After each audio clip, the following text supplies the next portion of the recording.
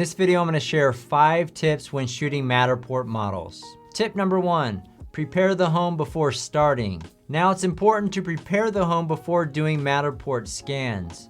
We recommend turning the fans off and making sure that all doors for rooms that you're going to be scanning are open. If you forget to open a door, you'll likely have to rescan all the scans that show that door closed for the model to function properly. We also recommend carrying some door stops with you to be able to prop open those self-closing doors.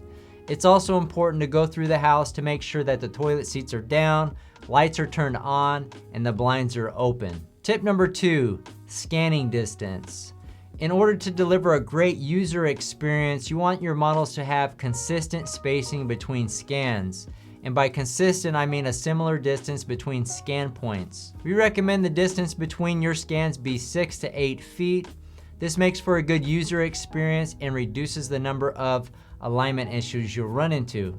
Now, your scans don't have to be perfect, and every home is different, so you'll have to use your best judgment when you're out there, but following the 6 to 8 foot guideline is a good rule of thumb when creating Matterport models. Tip number 3, manage the occupants. When creating Matterport models, we prefer the occupants leave the home. The last thing you want is an animal or person showing up in multiple scans and having to rescan.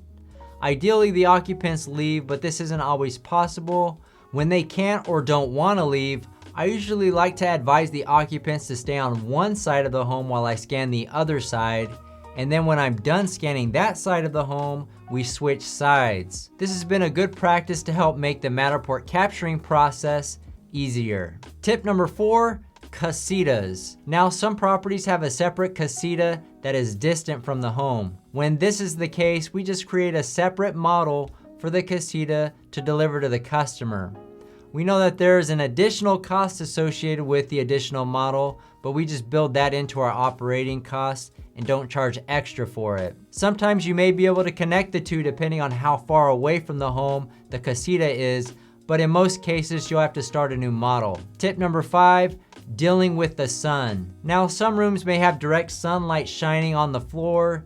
If this is the case, it's a good idea to finish that room before moving on. I've had issues in the past where I scanned a part of a room and continued in the other areas of the home and then went back to finish that room and had alignment issues because the sun shining on the floor had moved. Now, this is a pretty rare occurrence, but I do recommend scanning rooms with sunspots all at once to minimize alignment issues. All right, guys, so these are 5 tips when shooting Matterport models. If you guys have any additional questions, feel free to reach out. We'll see you guys on the next one.